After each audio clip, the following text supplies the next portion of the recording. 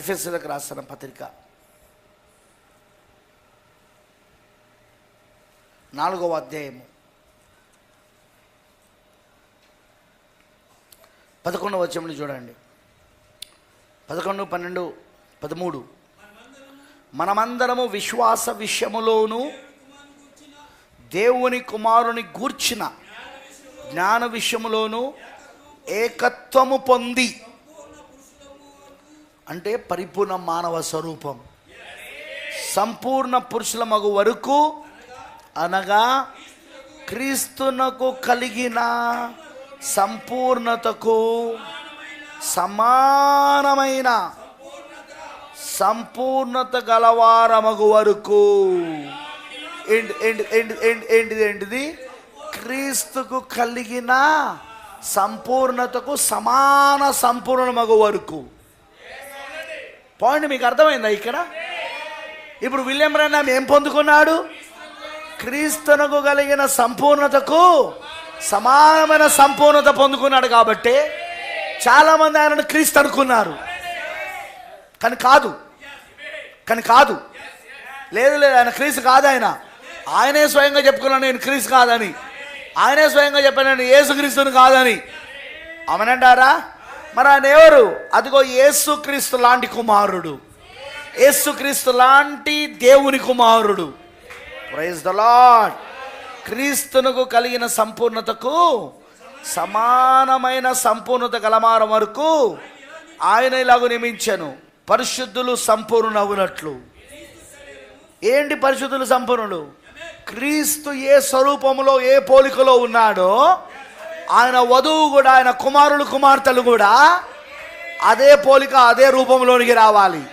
సంపూర్ణమైన క్రీస్తు కలుగున్న సంపూర్ణతకు సమానమైన సంపూర్ణతలకు రావాలి. ఇప్పుడు వాళ్ళు పరిశుద్ధులు సంపూర్ణ నగునట్లు క్రీస్తు శరం క్షేమాభివృద్ధి చెందుటకును పరిచర్య ధర్మము జరుగుటకును. వింటున్నారా? ఆయన కొందరిని అపోస్తులుగాను, కొందరిని ప్రవక్తలుగాను, కొందరిని సువార్థికులుగాను, కొందరిని కాపలుగాను, ఉపదేశకులుగాను నియమించేను. చాలు, అదే ఇప్పుడు జరిగింది. ఇప్పుడు 5 రకాల పరిచయాలు దేవుడు ఎందుకు ఇచ్చాడు? ఇప్పుడు ప్రవక్తకు జరిగింది. ఈ 5 రకాల పరిచయాల ద్వారా క్రీస్తు శరీరములో ఉన్న సంఘం, క్రీస్తు శరీరముగా ఉన్న సంఘానికి అంతటికి జరగాల.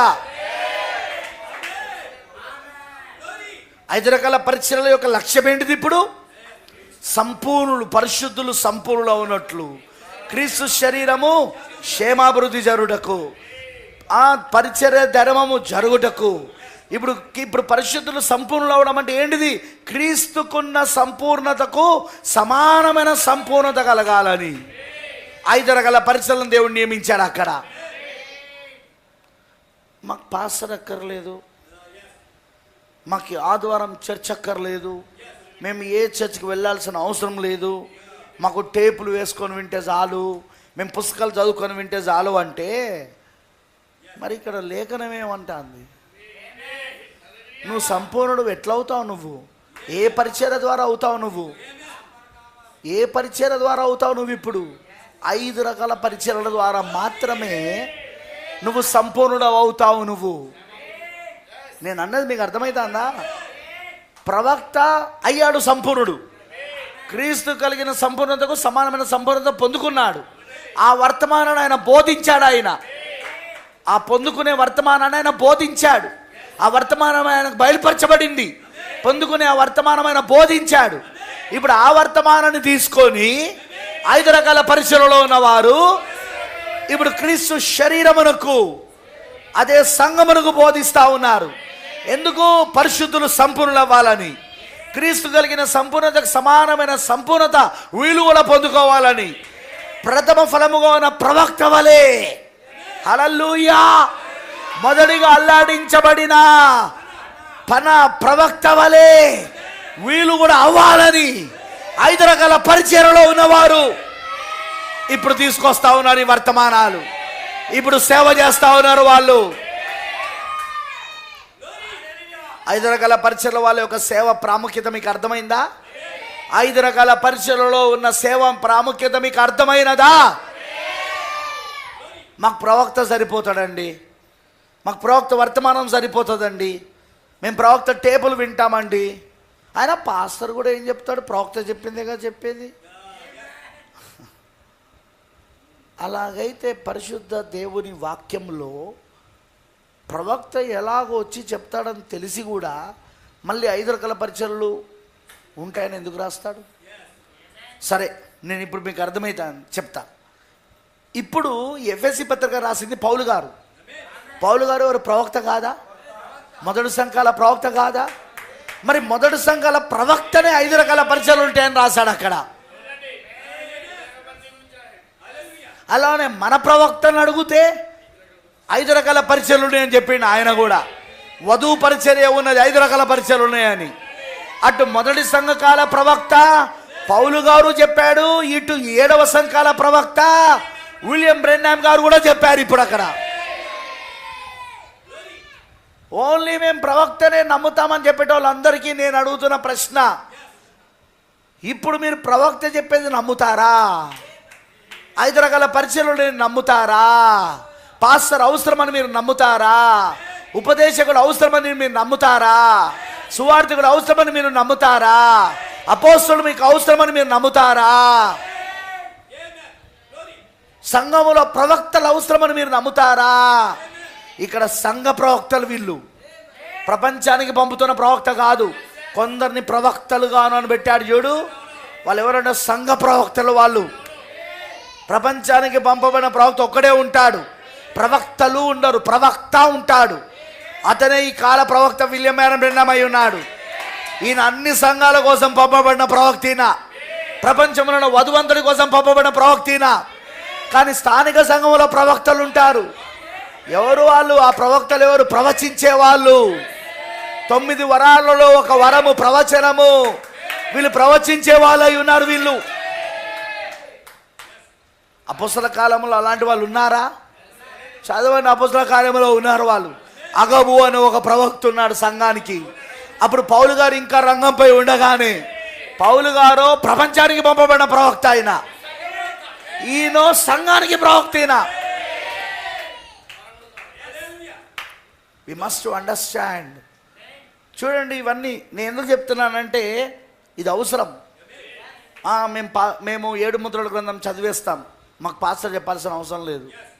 మేము ఇక 7 సంఘకాలాలు మేము చదువుతాం, మాకు పాస్టర్ చెప్పాల్సిన. చదవండి చదవండి చదవండి చదవండి, కానీ పాస్టర్ కావాలి. పాస్టర్ బోధించుట మీరు వినాలి. ఎందుకంటే ఏ పుస్తకాన్ని అయితే మీరు చదువుతున్నారో పరిశుద్ధాత్మ ఆ పుస్తకంలో ఉన్న వాటిని పాస్టర్కి బయలుపరిచినట్టు నీకు బయలుపరిచాడు. పాస్టర్కున్న పరిశుద్ధాత్మనే నీకున్నాడు. కానీ పరిశుద్ధాత్మ అభిషేకాలు ఎట్లా పనిచేస్తాయంటే, పాస్టర్ పై ఉన్న అభిషేకం వేరు, విశ్వాసిపై నుండి అభిషేకం వేరు, ప్రవక్తలపై ఉండే అభిషేకం వేరు, మళ్ళీ 5 రకాల పరిచర్యలలో సువార్థికులపై ఉండే అభిషేకం వేరు, ఉపదేశకులపై ఉండే అభిషేకం వేరు. మీకు అర్థమవుతుందా? అపోస్తలపై ఉండే అభిషేకం సేమ్ హోలీ గోస్ట్. 9 వరాలు ఎలాగైతే ఒకే ఆత్మ ద్వారా ఇవ్వబడ్డాయో, అయినను అందరికీ 9 వరాలు ఇవ్వబడలే.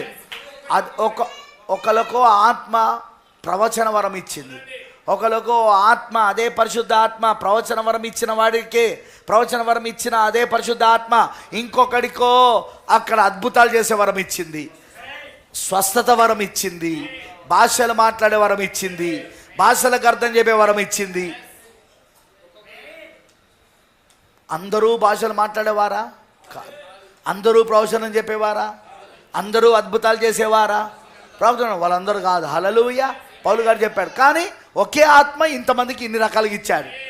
ఇక్కడ కూడా ఇప్పుడు చూడండి, ప్రవక్త ఈ బైబిల్ చదివాడు, ఆయనపై ఉన్న పరిశుద్ధాత్మ అభిషేకము ఆయనకు అర్థమైనట్లుగా పాస్టర్ చదువుతున్నప్పుడు అర్థం కాదు. పాస్టర్ కూడా పరిశుద్ధాత్మ ఉన్నది, కానీ ప్రవక్తకు అర్థమైనట్టు పాస్టర్కి అర్థం కాదు. ఎందుకంటే బయలుపరచాల్సింది అంటే పరిశుద్ధాత్మ. ఇప్పుడు పాస్టర్కి అర్థమైనట్టు విశ్వాసకు అర్థం కాదు. అందుకే పాస్టర్ చెప్పింది విన్నప్పుడు విశ్వాసికి ప్రవక్త ఏం చెప్పాడో అర్థమయ్యి ఇప్పుడు ప్రవక్త వర్తమానం చదివితే అప్పుడు స్పష్టంగా అర్థమవుతా ఉంటుంది అక్కడ. అర్థమైన వాళ్ళందరూ ఆమె చెప్పండి. నేను చెప్పేది మీకు అర్థమవుతున్నదా? That's the reason. ఆ కారణాన్ని బట్టే చాలామంది పాస్టర్ని తక్కువ చేసి మాట్లాడుతూ అంటారు. ఏముందిలే బ్రదర్, ఆ టేబుల్ వింటాడు చెప్తాడు. ఏముందిలే బ్రదర్, ఆ యొక్క పుస్తకాలు చదివి చెప్తాడు. బాబు, అదే పుస్తకం నీకు ఇస్తా, నువ్వు ప్రసంగం చెయ్యి. అదే పుస్తకం నేను చదివి, లేదా మీ పాస్టర్కి ఇచ్చి మీ పాస్టర్ని చదివించి ఆనంద ప్రసంగం చేయమంట. అదే పుస్తకాన్ని. ఎంత తేడా ఉంటుందో తెలుసా? నీకు అర్థం కానివి ఎన్నో పాస్టర్కి అర్థమవుతా ఉంటుంది. అందుకే పాస్టర్ చెప్పింది నువ్వు విన్నప్పుడు అప్పుడు ప్రవక్త చెప్పింది ఏంటో నీకు అర్థమవడం మొదలవుతుంది. ఇంకా స్పష్టత వస్తూ ఉంటుంది అక్కడ.